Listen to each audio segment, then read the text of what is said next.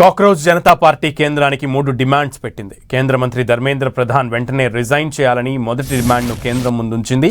అలాగే నీట్ బాధితులకు ₹1 కోటి చొప్పున పరిహారం ఇవ్వాలని, విద్యార్థులపై నిరసనకారులపై పెట్టిన కేసులన్నీ ఎత్తివేయాలని డిమాండ్ చేసింది.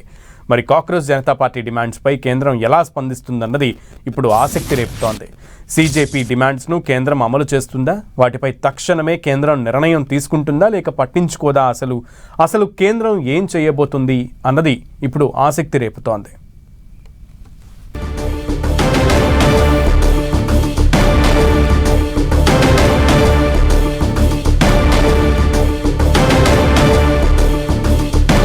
రైట్, కేంద్రానికి కాక్రోచ్ జనతా పార్టీ 3 డిమాండ్స్ని పెట్టింది. ప్రస్తుతం జంతర్ మంతర్ వద్ద ఉన్నటువంటి తాజా పరిస్థితి ఏంటి, అండ్ అలాగే వారు డిమాండ్స్ని కేంద్రం పట్టించుకునే సూచనలు కనబడుతున్నాయా అనే విషయాలన్నిటి గురించి మరిన్ని వివరాలు మా ప్రతినిధి గోపి అందిస్తారు. గోపి,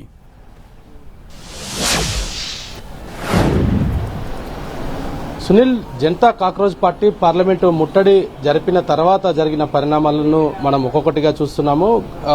పార్లమెంటు ముట్టడి రోజే ఇటు జేపీ నడ్డాతోటి కాక్రోచ్ పార్టీ నేతలంతా కూడా ఇద్దరు నేతలు చర్చలకు ఆహ్వానించడం జరిగింది. ఆ సందర్భంగా కూడా జనతా కాక్రోచ్ పార్టీ 3 ప్రధాన డిమాండ్లను ఉంచింది. అయితే ఈరోజు రెండోసారి కూడా చర్చలకు ఆహ్వానించడం జరిగింది.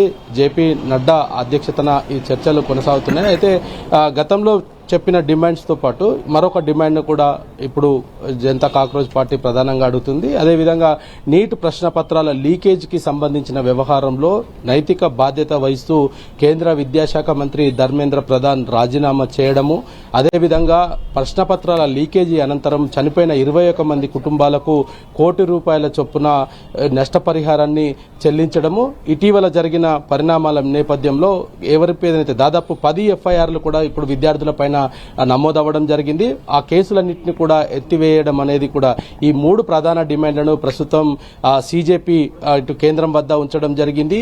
మరి ఏదైతే నిరసన అనౌన్స్మెంట్ చేసిన మొదటి రోజు నుంచి కూడా ఇదే డిమాండ్స్ ఏదైతే కేంద్ర విద్యాశాఖ మంత్రి ధర్మేంద్ర ప్రధాన్ రాజీనామా చేయాలన్న ఏకైక డిమాండ్ తోటే ఇటు సీజేపీ అయితే ప్రధానంగా కోరుతూ వచ్చింది. అయితే ఆ తర్వాత జరిగిన పరిణామాలు ఈ నిరాహార దీక్షకు సోనం వాంగ్చుక్ కూర్చోవడము, దాదాపు 21 రోజులు ఆయన నిరాహార దీక్ష చేసిన తర్వాత బలవంతంగా పోలీసులు ఆయనను ఆసుపత్రికి తరలించడము, ఆ మరుసటి రోజే విద్యార్థులంతా కూడా పార్లమెంటు ముట్టడికి వివిధ ప్రాంతాల నుంచి రావడము, వాళ్ళంతా కూడా ముట్టడికి బయలుదేరిన సమయంలో హింసాత్మకమైన ఘటనలు చోటు చేసుకోవడము, విద్యార్థులపైన లాఠీ చార్జ్ జరగడము, బాష్పవాయు గోళీల ప్రయోగం జరగడము, వీటన్నిటి నేపథ్యంలో ఈరోజు మరోసారి చర్చలకు ఇటు సీజేపీని ఆహ్వానించిన నేపథ్యంలో ఈ 3 డిమాండ్లను మాత్రం ప్రస్తుతం కేంద్రం వద్ద ఉంచింది. మరి కేంద్ర ప్రభుత్వం చర్చల నేపథ్యంలో మాట్లాడుతూ శాంతియుతంగా ఇప్పటికే నీట్ ఎగ్జామ్ పేపర్ లీకేజీకి సంబంధించిన బాధ్యులు దాదాపు 13 మందిని అరెస్టు చేశామనేది కూడా ఇప్పటికే కేంద్రం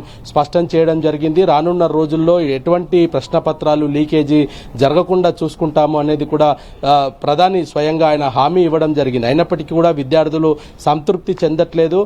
మా జీవితాలను ఇంత అంధకారంలోకి నెట్టిన విద్యాశాఖ మంత్రి ఖచ్చితంగా రాజీనామా చేసే వరకు తమ నిరసన అనేది కొనసాగిస్తాము అంటూ కూడా ప్రతిరోజు కూడా విద్యార్థులు ఇదే విషయం పైన కూడా తమ నిరసన అయితే వ్యక్తం చేస్తున్నారు. మరి ప్రస్తుతం సీజేపీ ఇచ్చిన డిమాండ్లకు కేంద్రం ఏ విధంగా చూడబోతుంది? మరి విద్యార్థులపైన కేసులు ఎత్తివేయడము, చనిపోయిన కుటుంబానికి ₹1 కోటి నష్టపరిహారాన్ని అందించడంతో పాటు మరి విద్యాశాఖ మంత్రి రాజీనామాకు సంబంధించిన అంశంలో మరి కేంద్రం ఏ విధంగా విద్యార్థులకు స్పష్టత ఇస్తుందనేది కూడా ఇంకా తెలియాల్సి ఉంది. ప్రస్తుతం మాత్రం చర్చలు ఇంకా కొనసాగుతున్నాయి. అంతకుముందు ఈరోజు ఇద్దరు మంత్రులు జేపీ నడ్డాతో పాటు జితేందర్ సింగ్ కూడా సోనం వాంగ్చుక్ తోటి చర్చలు జరపడం జరిగింది. విద్యార్థులను శాంతింపజేయాలి, ప్రశాంతమైన వాతావరణంలో వారి డిమాండ్ను నెరవేర్చే విధంగా కేంద్ర ప్రభుత్వం చర్యలు తీసుకుంటుందంటూ కూడా సోనం వాంగ్చుక్ ఇద్దరు కేంద్ర మంత్రులు చెప్పడం జరిగింది. అయితే విద్యార్థులు మాత్రం ఎక్కడ కూడా వినే పరిస్థితి అయితే ప్రస్తుతం కనపడతలేదు. విద్యార్థులు కేంద్ర మంత్రి ధర్మేంద్ర ప్రధాన్ రాజీనామా చేసేంత వరకు అయితే తాము ఇక్కడి నుంచి కదిలేది లేదు అంటూ కూడా చెప్తూ ఉన్నారు. తమ భవిష్యత్తును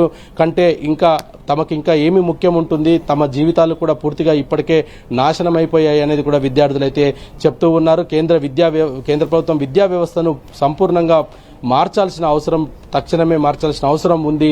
కొత్త విధానాలను తీసుకురావాలి, దానికి సంబంధించి ఒక చట్టాన్ని కూడా చేయాలనేది కూడా విద్యార్థులైతే కోరుతూ ఉన్నారు. మరి తమ నిరసన దాదాపు నెల రోజుల నుంచి కూడా జంతర్ మంతర్ వేదికగా విద్యార్థులంతా కూడా తమ నిరసన తెలియజేస్తున్నప్పటికీ గత 2 రోజులుగా కూడా కేంద్ర ప్రభుత్వం సానుకూలంగా వారితో చర్చలైతే జరుపుతూ ఉంది. మరి విద్యార్థి ఎవరు కూడా ఇటు కేంద్ర ప్రభుత్వం చెప్పే మాటల్ని ప్రస్తుతం నమ్మే పరిస్థితిలో లేదు. మాపై లాఠీలు తోటి దాడి చేయించిన తర్వాత చర్చలేంటి అంటూ కూడా విద్యార్థులు కొంత ఆగ్రహాన్ని అయితే వ్యక్తం చేస్తున్నారు.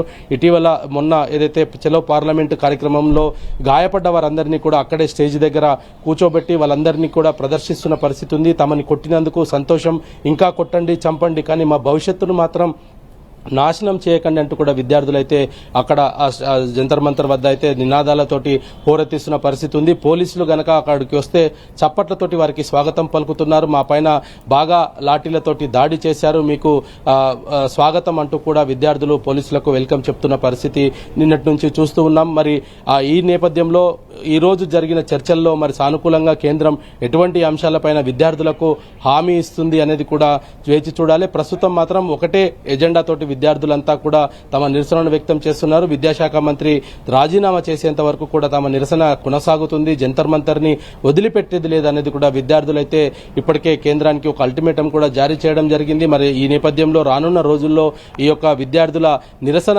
ఎటువైపు మారబోతుంది అనేది కూడా ప్రస్తుతానికి వేచి చూడాల్సిన పరిస్థితి అయితే ఏర్పడింది. ఒకవైపు విపక్ష పార్టీలంతా కూడా కాక్రోచ్ పార్టీకి మద్దతు తెలుపుతున్నారు. వివిధ రంగాలకు చెందిన వ్యక్తులంతా కూడా ఇప్పుడు ఇటు సీజేపీ వైపే చూస్తూ ఉన్న పరిస్థితి ఉంది. దేశవ్యాప్తంగా కూడా ప్రతి ఒక్క ప్రముఖులంతా కూడా ఇటు ఏదైతే సీజేపీ చేస్తున్న ప్రొటెస్ట్ కి మద్దతుగా నిలబడుతున్న పరిస్థితి అయితే కనపడుతుంది. సునీల్.